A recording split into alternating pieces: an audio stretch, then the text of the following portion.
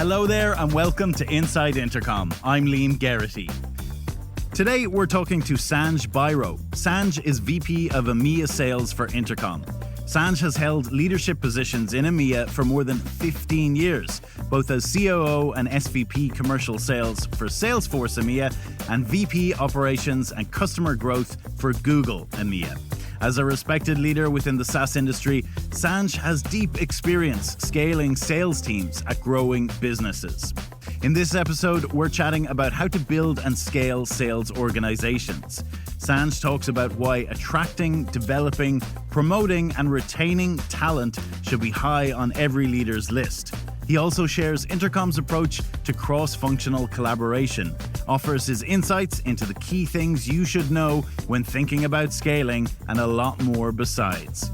So let's head over to studio to talk to Sanj Bhayro. Sanj, welcome. It's great to have you on the show. It's great to be here. Thanks very much, Liam. Long-time listener. That's great to hear. Always good to hear. So in the intro, I mentioned some of your previous roles, but I'd love to hear you talk about your career journey up until this point. For sure, yeah. Well, it's a pretty long one. I think really from leaving college, I knew what I wanted to do, which is work in technology. And I really wanted to work in a sales or go-to-market position. I started in the days when the internet was still fairly new, so showing my age. And the boom time at that time was around ERP and client-server applications for large-scale enterprises. And that's where I really started my career. And I was very lucky in 2005 to join a company as a sales rep called Salesforce, which had just IPO'd. And they were pushing this kind of new way of utilizing technology. Why can't business applications be as easy to use as Amazon? Right. And it was zero client, multi-tenant. And it was the start of really sort of the cloud, the wave of the cloud. And I was lucky to join pretty early on and become a sales rep. And I really grew from there. And I spent 14 years in Salesforce in various management and leadership positions, and ultimately became the COO for EMEA before deciding 14 years was probably too long and I needed to do something different. And I joined Google Cloud, which was a really interesting journey in a company in a different place, but also evolving and transforming. And I did that for close to about 20 months. And then I decided I wanted to do something different again. And I was looking at different options, established companies. I was kind of maybe thinking about sort of more the scale up of maybe $1 billion going to $5 billion is a good, interesting area for me to work in. Right. And then the opportunity with Intercom popped up, and I was lucky to meet with Leandra and Des and others. And very quickly, I concluded that Intercom was the next best place for me to take on the next chapter in my career. And how have you been finding it so far? It's been amazing. It's been great. It's been I think I'm in month 9 now, and it feels like I've been here for longer. So I would say that's a positive thing. But the interesting thing about Intercom is kind of everything that you see on the outside. It's like that on the inside. It's a fast-growing company that creates incredible products that customers love. It has a incredible leadership team that are really focused on building the company and scaling the company in the right way, very transparent, very collaborative, and it's filled with just really smart, amazing people. So far enjoying it. Yeah, no, I think, it being the same inside and outside is a great way to put it.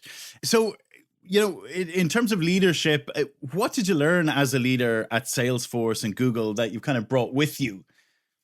Well, I hope that a lot of experience in terms of scaling companies. When I joined Salesforce, we were not too dissimilar size. We were probably around 1,000 employees. We were just pre-IPO when I joined, a few $100 million in revenue.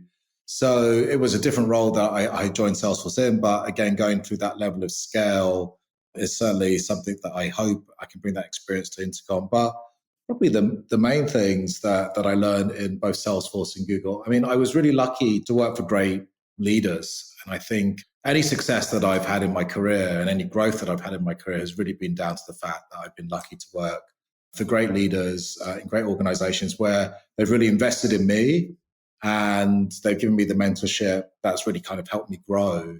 And that's something that I really want to pay forward and bring into my own leadership as I take on new roles.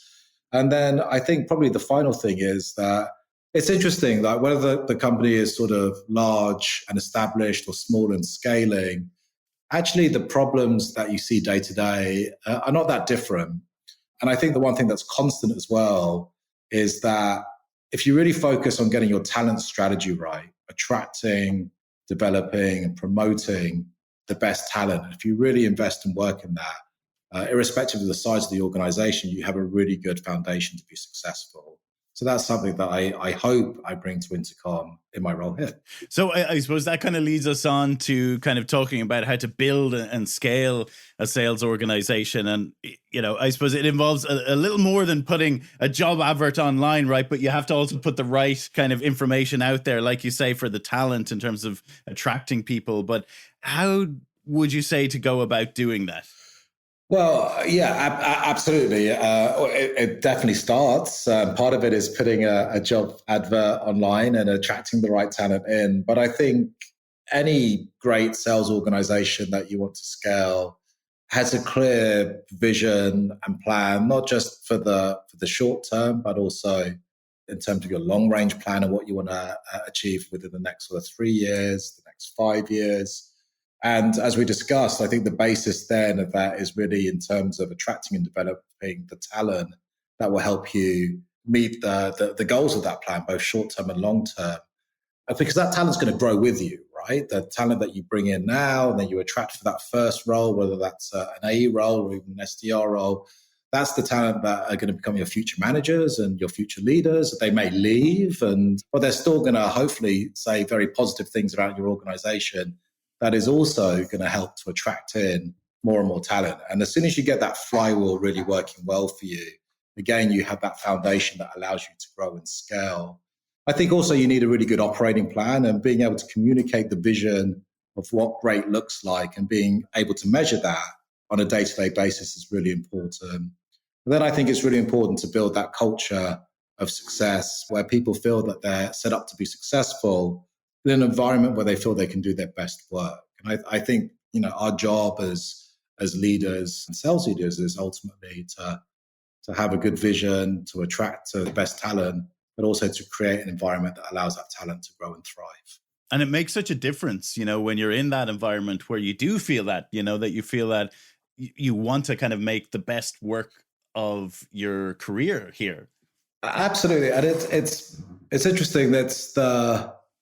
They're the moments that you remember. So I don't really remember all the times and years that I achieved my quota and how much I achieved to buy or how much I earned or even the awards or recognition I got. I mean, you know, probably 2 moments in my career that I remember the most is the first time when I got put on a high performance leadership program when I really didn't even think about being a leader.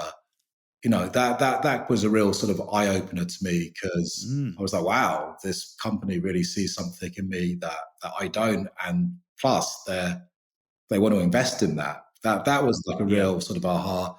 And then the second moment was more when I was a leader. And I remember it's quite a bizarre situation, but I remember it was the last day of the financial year, actually. And of course, I have to be the last person to leave the office. So it was about 9:00 and everyone had left. And there was a commotion in the corner where my French team sat.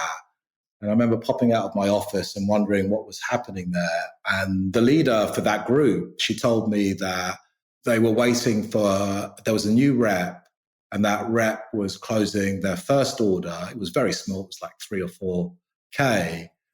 The team had agreed that they were not going to leave until everybody had finished, including this new rep.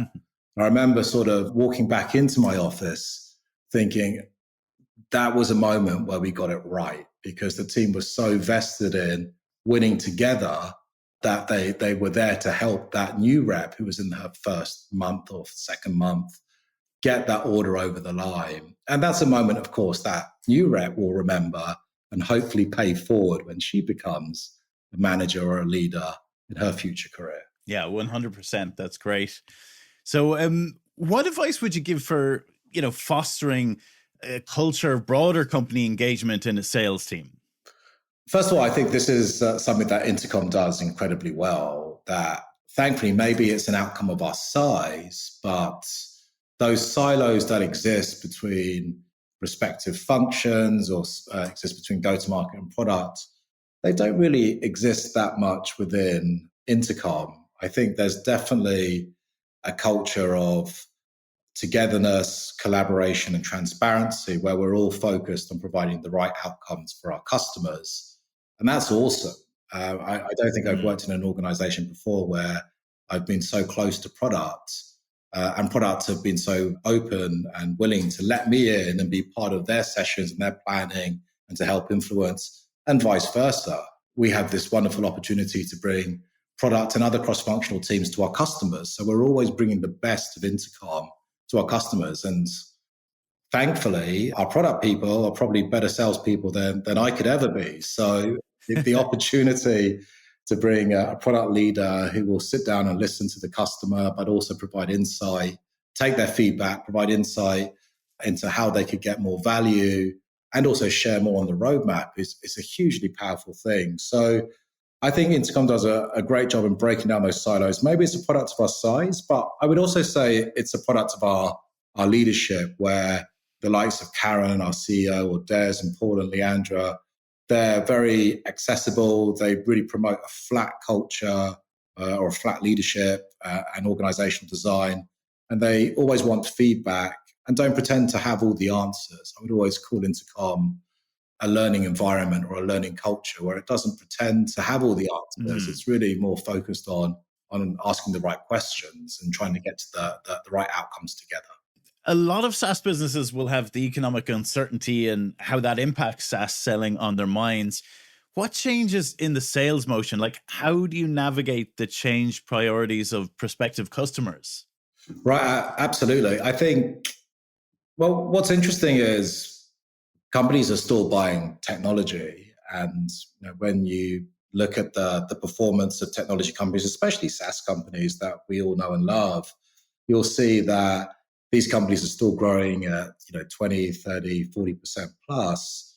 Maybe not at the dizzy heights during COVID, but the growth is still there. So clearly the demand is still there. And that's the demand for solutions that solve problems. So I think the opportunity is there for us maybe just to pivot and adapt our focus a little bit, to focus on providing more value to the customer. I think the difference now is that the customer wants to de-risk that purchase as much as possible. They want tangible outcomes, less risk, clear ROI, and less friction. So maybe the opportunity in the go-to-market or the buying cycle is to really focus on removing that. And also from a go-to-market point of view, to really kind of sharpen the go-to-market. So where are we winning? What are the industries and the regions where if we put more investment, we could go faster and further? Shifting that narrative around doing more with less, focusing on automation and AI, and also really still helping our customers digitally transform. That hasn't gone away. Customers are really looking to still rationalize their legacy applications. They're looking to become more digital, simplify their technology stacks. That opportunity is still there.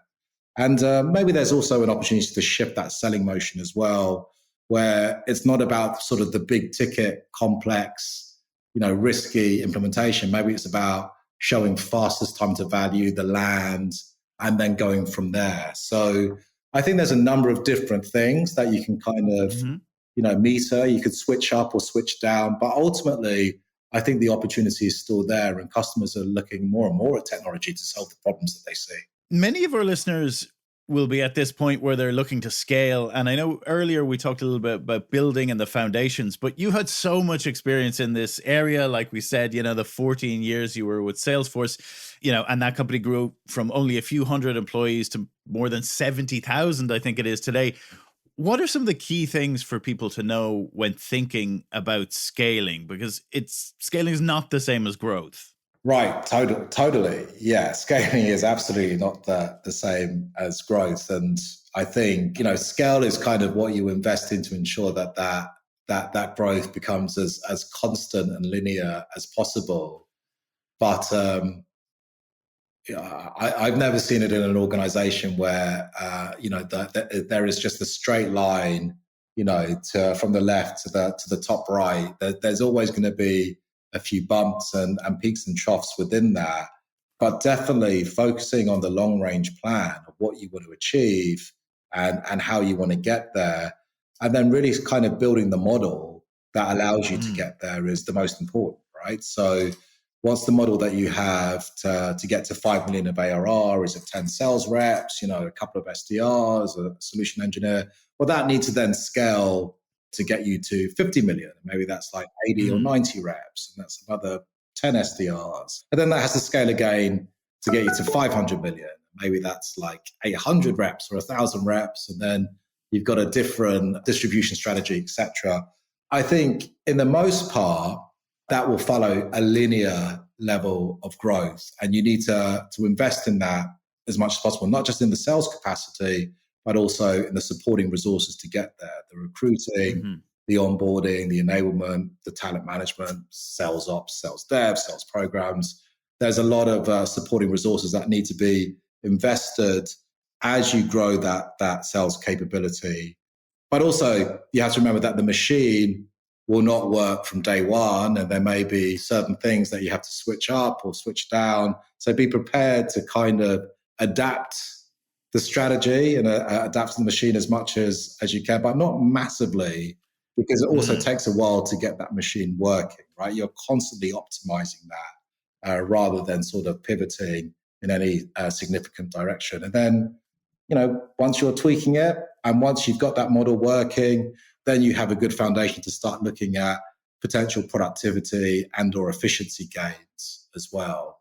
It's hard to sort of ramp up a sales model whilst also showing efficiency and productivity gains as you grow. So there's sort of puts and takes to either. And I think once you've got that model really, really working well, where you feel you can add more capacity and go even further and faster, then you can begin to look at where you can put and find efficiency gains. And then the final thing sounds really simple, but align on the metrics that will tell you if you are doing great or not, whether that's customer logo growth, logo retention, average deal size, average spend by customer, expansion growth, headcount, productivity per head, pipeline. There's a lot. So the more that you can condense that down into a set of 10 performance indicators, maybe even less, that will indicate to you how that model for growth is going, or that model for scale is going, the easier it will be for you to actually find out where the gap is and put in place the right remedial action to tweak that model.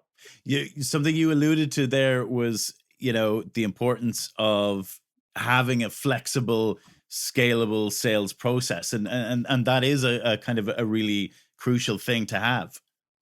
Yeah, absolutely. I mean, as you know, and as many of your listeners know, that buyer behavior is always shifting. It's your question earlier on, it's shifted again, right? Where buyers are more discerning, they're looking for more tangible ROI and less risk and less friction in their first purchase. So you need a flexible sales process and sales model that can adapt to the customer, right? I think it would be a very boring profession if you were so rigid in your sales process that it didn't change, because that's just not the world that we existed. And thankfully, what buyers expect, what customers expect, is changing on a fairly rapid basis. And we need to be prepared to adapt to meet the customers where they are. The next question I have for you is, well, I suppose I wonder if it's a big one, but what makes a successful salesperson? What are the traits? What do you, in your opinion, makes one? I think it is a big question. I think the one constant thing that I see great salespeople do is that they are absolutely almost obsessive about finding the right outcomes for their customers. They deeply care about making their customers successful, maybe because their reputation counts on it, maybe because they know that customers have a bad experience with them. They're probably not going to do business with them again, and they're probably going to share it. So they care deeply about the outcomes of their customers. That's personally what I think. I also feel that great salespeople, they carry a lot of accountability, and they set a clear expectation on what they want to deliver and how they're going to get there. I think their experience and their previous success helps drive that, right? They have the model for success, and then they want to evolve that, and they want to grow that, and they want to get better and go further. They understand the company. Our best salespeople at Intercom, they know the company. They're really aligned with the values, our products and our propositions. They're experts, and they provide that value and that credibility to the customers straight away. And they're passionate. They're passionate about the solutions that they provide and the problems that they're solving. But I would say that the biggest thing is that they care deeply about their customer success. They think customer first. And that's really the foundation of what makes them successful. Yeah, I think that's a great overview. But yeah, absolutely. Customer first and foremost. Cross-functional collaboration is something actually we've talked a lot about on this podcast, but it's so hard to achieve and it's even harder to maintain. So how does Intercom approach, aligning sales with product and marketing and support? Yeah, absolutely. As mentioned, I think it's something that Intercom does very well. And I think a lot of it stems from the leadership. They're really always looking to break down the silos that exist. In particular, normally there's a pretty big silo between products and sales. And in Intercom, I would say it's the reverse. I think part of the value that we bring to our customers is that our product team really want to be connected and close to our customers. And we're always looking to do that as much as possible. Our product people are actually, as I said, probably our best salespeople. So we invite our product teams to our QBRs that we have with our customers. We do regular roadmap sessions. We invite them to customer dinners, customer planning sessions. But also our product team always want to get the opinions of the field, of the sales team. So we're always invited to product sessions and their planning sessions, and to provide insight into what's happening in the field, what's happening with our customers. We also have more formal processes like customer advisory boards. We have good feedback processes like MPS that allow us to really kind of get a feel for what our customers are thinking. Really, I think the value is just in almost like the informal culture being built in a company like Intercom, where the mindset is always, it's very collaborative and it's a learning mindset from day one. So going back to a point I made earlier, it's not pretending to have all the answers or the best solution. It's really being more curious and inquisitive about the problems, and then having this sort of collaborative mindset to solve that problem. So certainly there's no them and us between product and sales and other functions within Intercom. But it's also, as we grow and scale, it's something that we think about every day that we want to continue, because we think it's part of our differentiator. And certainly the feedback we get from our customers is that they really appreciate it, that there's one Intercom and we're looking to bring the best of Intercom to our customers every day. 100%. So just before we wrap up, what do you see the Intercom sales org prioritizing, for the rest of the year? Well, we are growing and we're evolving, and we continue to evolve our go-to-market strategy, whether that's to move more into the mid-market and enterprise segments, or whether that's to invest internationally in our capabilities as we go more international, or also in our capabilities as we move from a product or a multi-product motion to a platform motion. So that's very much sort of the go-to-market evolution. And to do that, we want to continue to invest in our sales organization. And we're continuing to hire, not just in sales, but in our relationship managers and our CSMs and our sales engineers and our supporting resources like our SDRs. And what we're trying to do is bring talent in that will grow with us, but also provide lots of experience and insight into how we should grow. So I have a very simple mindset of that every new hire we make should be really kind of raising the bar and helping us kind of think differently about how we evolve and we become the organization that we are seeking to become. We'll link to the careers pages in the show notes for this episode, so that's where you'll find them. But lastly, just where can our listeners go to keep up with you and your work and what you're up to? Well, first of all, it was great to be invited to this podcast, so thank you, Liam. And, thank you. I'm speaking at SaaStock in October, and hopefully we'll be doing more podcasts like this. But if anyone wants to get in contact with me directly, you can always find me on LinkedIn, Sanj Bhayro. And I'm always happy to talk to salespeople, to provide any insights or to share a little bit more about what Intercom is doing. And they're the main areas to get me. Great. Well, Sanj, thank you so much for joining me today. My pleasure. No, thank you, Liam. Thanks very much. I hope you enjoyed my conversation with Sanj Bhayro. As Sanj mentioned, we are hiring in sales roles at the minute here at Intercom. So if you or someone you know is looking for a change, you can head over to intercom.com/careers to read more. The link is also in the show notes. Okay, that's it for today. I'll be back next week. Thanks for listening.